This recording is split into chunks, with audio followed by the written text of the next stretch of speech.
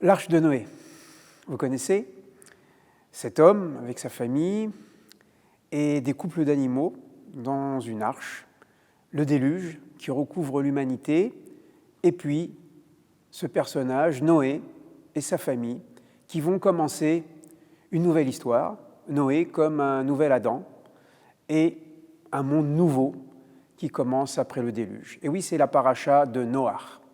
Cette paracha de Noach, elle nous présente un Dieu, un bon Dieu qui a des états d'âme, qui semble s'être trompé dans son projet au point de vouloir recommencer, d'effacer, comme un peintre qui aurait dessiné sur la toile un premier jet, et puis ensuite il jette de l'eau pour tout recommencer.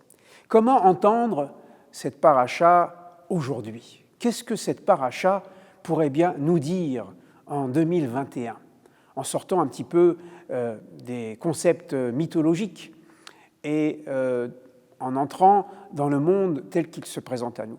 Eh bien, pour moi, cette paracha est par excellence la paracha écologique. Elle nous apprend qu'il n'y a pas de séparation finalement entre le monde de la nature et le monde de l'éthique. Vous pourriez me dire, oui, mais la pluie n'a rien à voir avec la morale, les cataclysmes, ça n'a rien à voir avec l'éthique. C'est vrai, on pourrait dire, ce sont des phénomènes naturels, des précipitations qui viennent des nuages, qui eux-mêmes proviennent de l'évaporation, etc. Et pourtant, aujourd'hui, en 2021, nous nous rendons compte qu'il y a un lien entre la nature et notre morale. Si nous agissons de manière immorale vis-à-vis de la nature, eh bien cette nature se retourne contre nous. C'est le principe physique bien connu, action-réaction. Aucune parole, aucune action et peut-être même aucune pensée n'est neutre. Elle entraîne toujours une autre parole, une autre action, voire une autre pensée. Qu'est-ce que le texte nous dit ici? L'humanité est arrivée à un degré de corruption, de violence, c'est-à-dire chacun pour soi. Or, qu'est-ce qui cause aujourd'hui de plus en plus ces phénomènes de déstabilisation de la nature, si ce n'est des intérêts économiques personnels pour s'enrichir encore et davantage? La Torah nous apprend qu'il y a un lien entre le monde de la nature et le monde de la morale.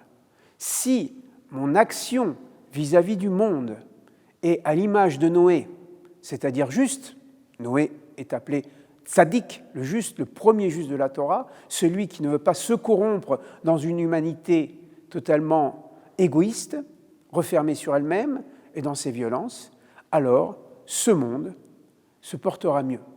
Si par contre, nous agissons pour rechercher uniquement nos intérêts personnels, en oubliant l'autre, et n'oublions pas que l'autre peut être la nature aussi, alors nous risquons de recevoir un déluge.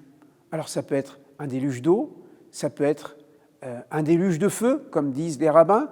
Dieu a promis de ne plus envoyer de déluge d'eau, mais il n'a pas promis d'envoyer un déluge de feu, que Dieu nous en préserve. Voilà la réflexion que je voulais vous proposer, de relire la paracha de Noach, non pas selon le mode mythologique, mais plutôt sur le mode écologique. Et vous verrez certainement que cette paracha nous parle encore aujourd'hui, que cette justice, que ces vertus sont nécessaires pour un monde meilleur. Mais cela dépend beaucoup de nous, beaucoup plus que de Dieu.